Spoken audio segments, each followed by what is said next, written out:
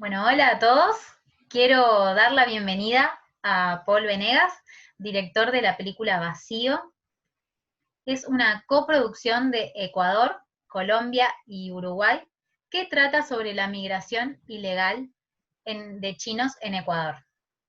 La historia tiene como protagonista a Lei y Wang, que llegan clandestinamente al país gracias a un mafioso llamado Chang, quien utiliza su poder para mantenerlos bajo su órbita. Los protagonistas deberán luchar para conseguir su libertad y poder alcanzar sus sueños. Esta película resultó ganadora como mejor largometraje en el quinto Festival Internacional de Cine de Guayaquil y fue seleccionada para ser exhibida en el Festival Internacional de Cine de Busan. Además, fue seleccionada para representar a Ecuador en la Academia de las Artes y las Ciencias Cinematográficas de Estados Unidos, institución que se encarga de realizar los premios Oscars, por lo que podría llegar a representar a Ecuador en la 93ª edición de este festival. Así que bueno, bienvenido y muchísimas gracias por brindarnos esta entrevista. Antes que nada, felicitaciones y bueno, queríamos saber cómo surge la idea de hacer Vacío. Bueno, buenas tardes, gracias por el espacio. Un saludo desde acá, desde la mitad del mundo, a todos los compañeros uruguayos que se les quiere tanto. Te cuento, la película, la inspiración un poco, la motivación nace primero de mi experiencia personal de haber vivido en el Asia, en China, particularmente en Pekín, por alrededor de 6 años y haber llegado a apreciar todas las matices de esta cultura y cómo ha ido evolucionando en todos estos años, ¿no? Yo viví en los años 90. Luego de un ejercicio de observación de cómo la migración china ha llegado, se ha ido asentando lenta pero permanentemente en muchas de las ciudades de América Latina y en el mundo.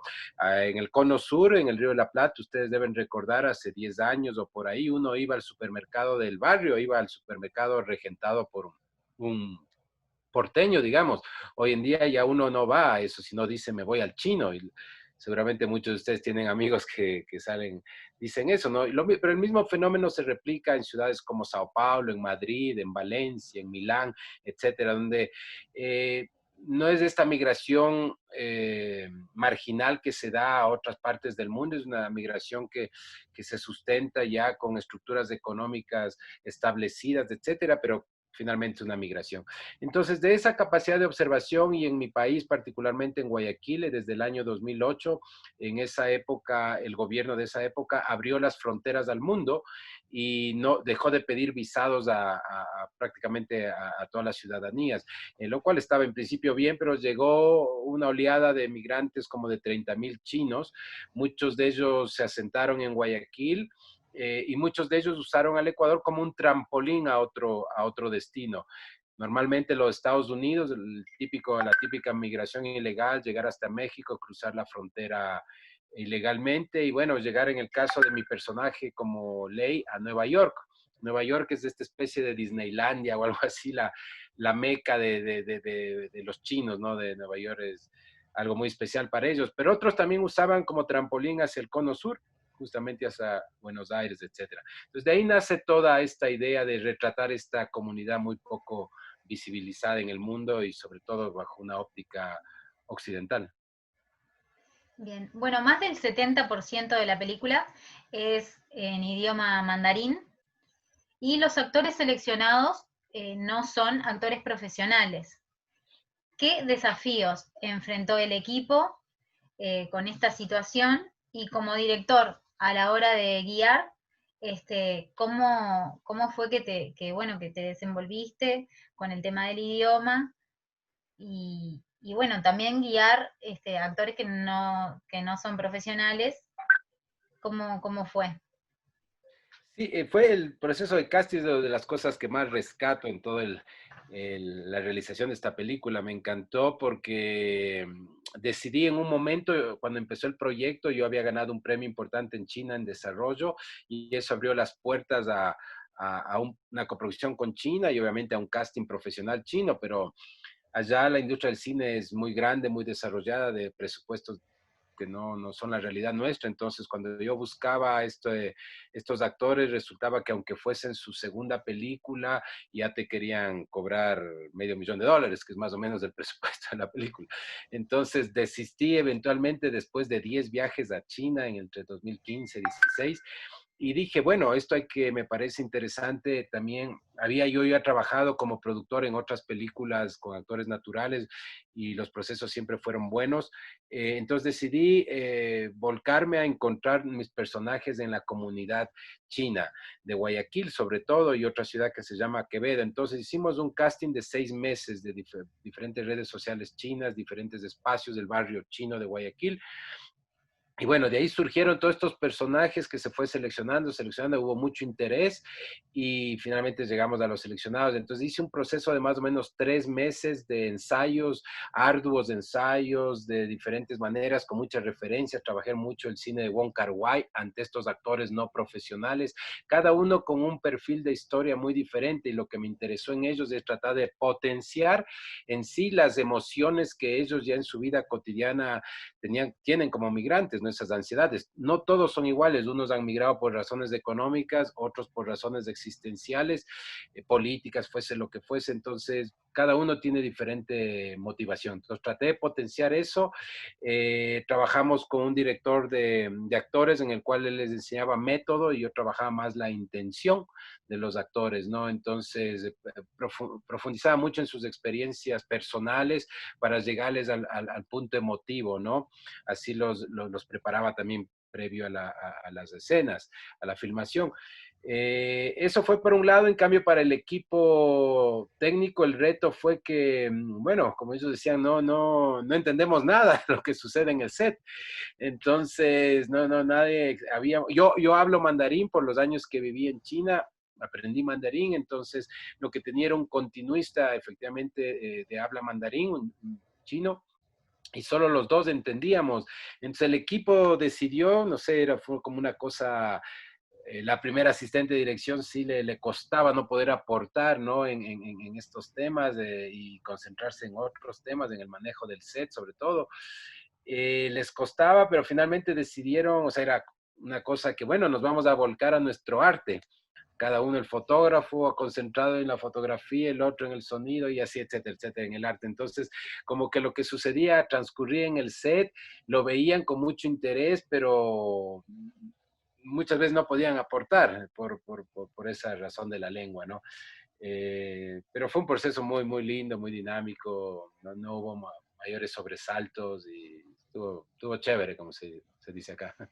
Una experiencia distinta, como que, bueno, cada uno enfocado en lo suyo, sin poder aportar mucho en el resto de Exactamente. las áreas. Sí, sí, concentrarse en su arte, como decían, ¿no? Nos concentramos cada uno en nuestro arte y allá verás tú. Más vale que salga bien.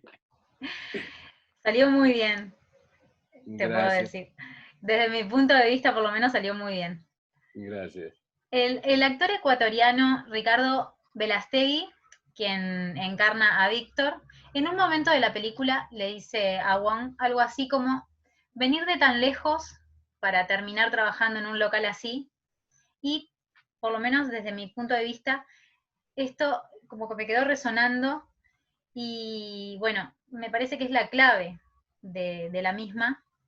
Y quisiera saber si la intención del guión, bueno, que creaste tú junto con Carlos Terán Vargas, si en realidad era lo que pretendían mostrar, este contraste de expectativa, realidad que tiene el migrante cuando, bueno, cuando decide ir a otro país, sobre todo uno en el que no conoce el idioma y todo eso.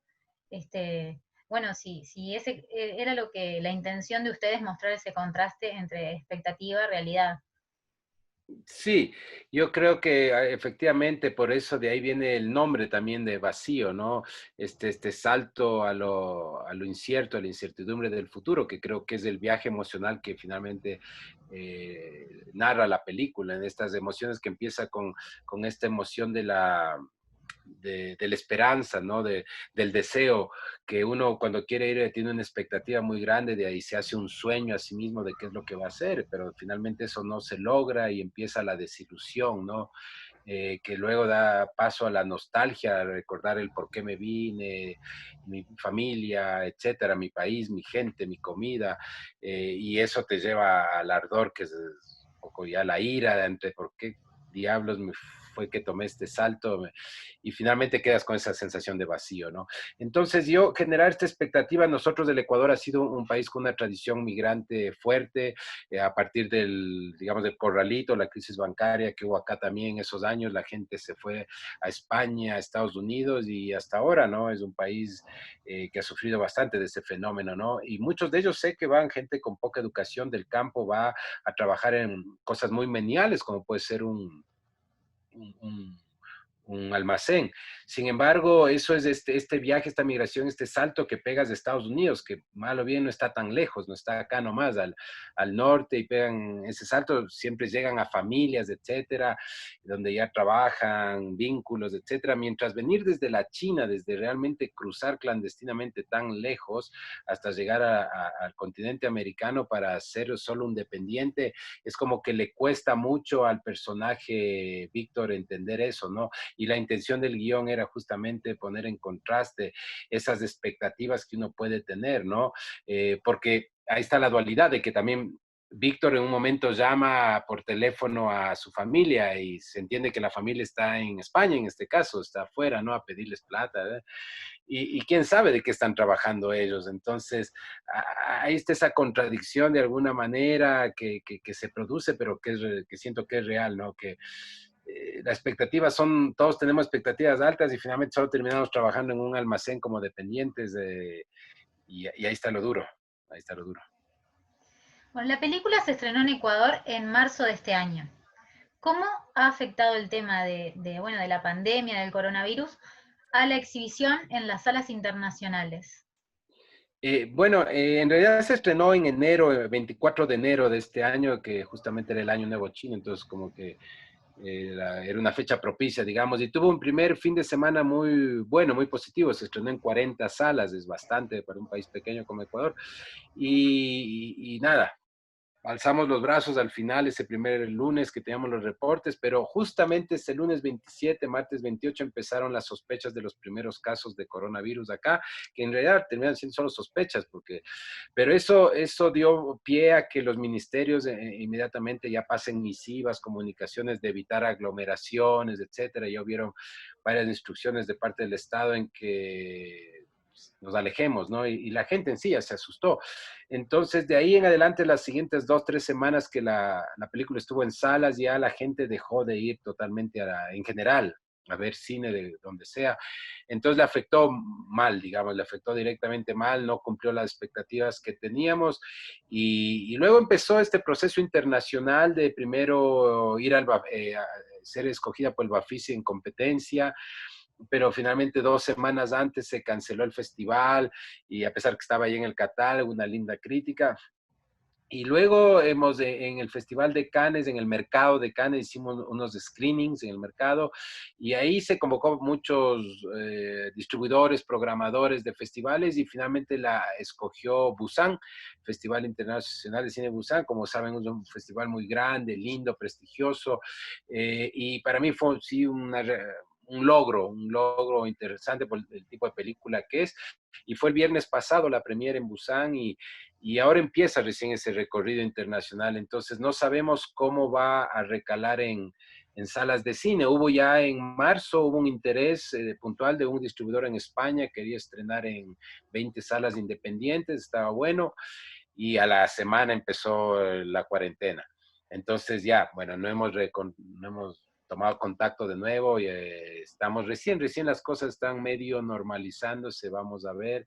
Estados Unidos estamos apuntando con el tema de esta selección a los Oscar, a la carrera, al shortlist de los Oscar, más allá de pensar que uno puede llegar a esas instancias finales.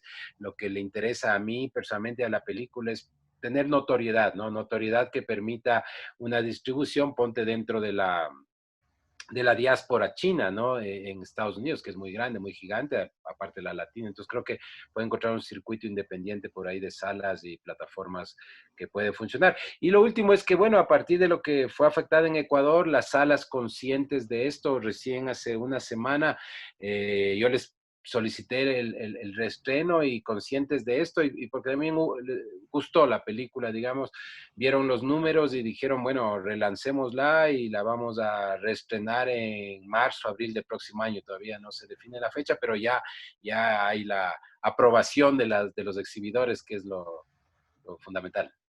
Entonces, más o menos marzo, abril del próximo año la tendremos por acá, por Uruguay también.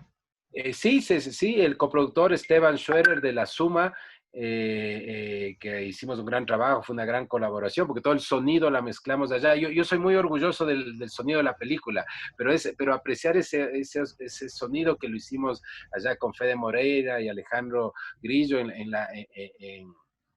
la mayor, perdón, en los estudios, que fue un gran trabajo que hicimos en Montevideo, se lo escucha en salas, porque en nuestras casas es difícil, ¿no? Y una de las cosas que rescataron acá mucho el sector técnico era el sonido que tuvo la película, ese diseño sonoro, esa música está bien lograda, pero en salas, entonces por eso en Uruguay también espero que lo vean en salas, ¿no? Es donde, además del Bueno, trabajo hecho allá. entonces, bueno, en streaming nunca te planteaste lanzarla por este medio. Todavía no. Veamos con este relanzamiento en salas en Ecuador, bueno, en Uruguay, eventualmente llegará a las plataformas de streaming como es lo común, ¿no? Perdón, como es lo común en la distribución, eventualmente sí llegará, pero creo que todavía puede aspirar a verse en salas antes de finalmente llegar a eso. Y en Uruguay me encantaría que la gente que la pueda ver, la vea en salas, la va a disfrutar. Como, como director, Vacío representa tu ópera prima en la ficción, ya que las realizaciones anteriores, bueno, la realización anterior como director había sido un documental. Y bueno, la pregunta era, ¿cómo te sentís trabajando en estos géneros? ¿Cuál es el que te queda mejor, el que te sentís más cómodo? En realidad me gustan los dos géneros. Yo soy autodidacta en el cine, 100% autodidacta, y yo estudié otra carrera en la universidad, me dedicaba a las finanzas en el Asia justamente, y empecé esto justamente como experiencia de esos viajes que tuve en el Asia. Empecé con una serie sobre el camino de la seda, que se llama Rumbo a Sanadú, y filmé en todos esos países, ¿no? Y este es un espíritu documental de registrar esas historias desconocidas, ¿no? Por lo menos en estas latitudes. Y siempre he ido de un lado al otro, del documental a la ficción, he trabajado los dos. Me gusta incorporar elementos del documental en la ficción, me gusta, no me asusta, por ejemplo, Vacío mismo Guayaquil es una ciudad súper bulliciosa, tiene una polución sonora espectacular, y todos me decían, pero ¿cómo filmaste en Guayaquil? ¿Cómo controlaste el sonido? Es tan difícil, ¿no? Yo me pareció que era más bien un elemento de integrarlo a la película, ¿no? Entonces me gusta siempre rescatar las identidades reales de las cosas, y entonces voy del uno al otro, ¿no? El documental anterior lo hice en codirección con Nelson Escartacini, uruguayo, es sobre Alberto Spencer, el querido Alberto Spencer en Uruguay, como acá obviamente, y lo trabajamos entre Uruguay y el Ecuador. Y ahí también, en cambio, ahí utilizamos elementos de la ficción, como ficcionar la idea del fantasma de Spencer todavía pululando, caminando por las calles de Montevideo, de la 18, qué sé yo.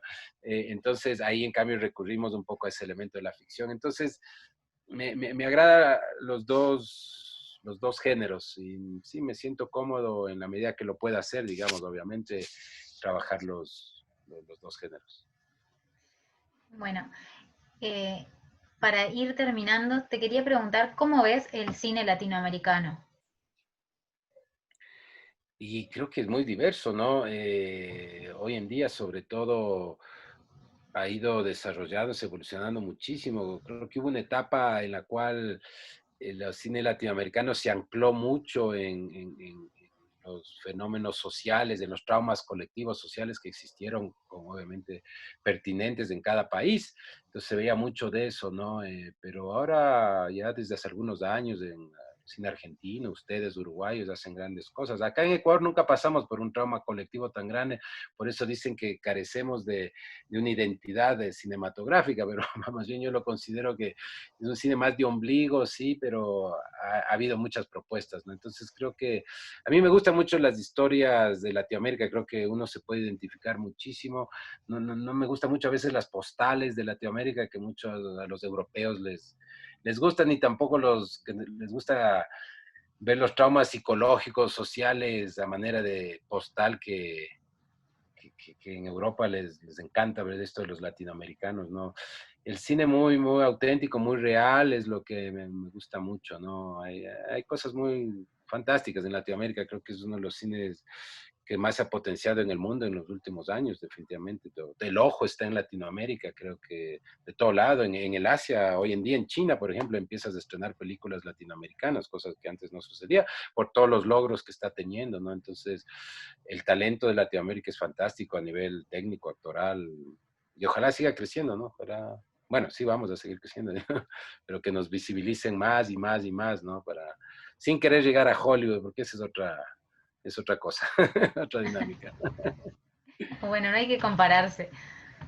Claro, sí, sí, no hay que compararse, correcto. Hay que seguir nuestro propio camino y estamos bien, creo. ¿Cuáles son tus próximos proyectos?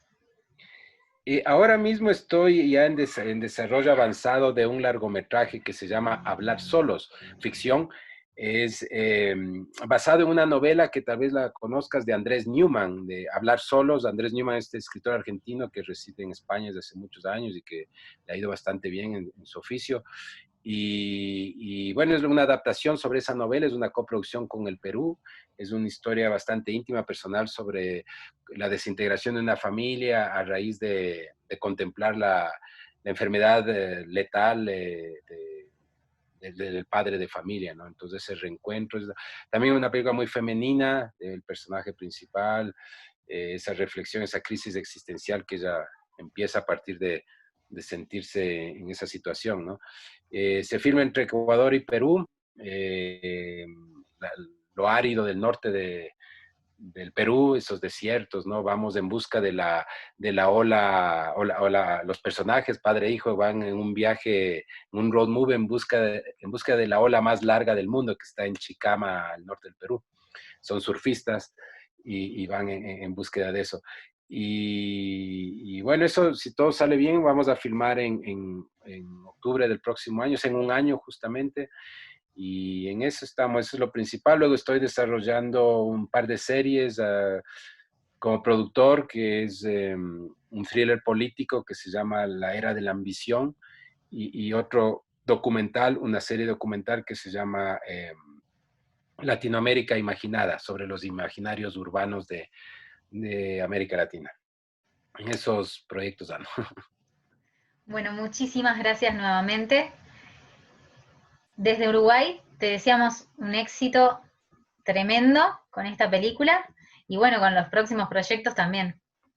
Muchas gracias. Te agradezco mucho por el tiempo y saludos. Espero verlos por allá. Ojalá se estrene pronto por Uruguay y estar ahí acompañando ese proceso.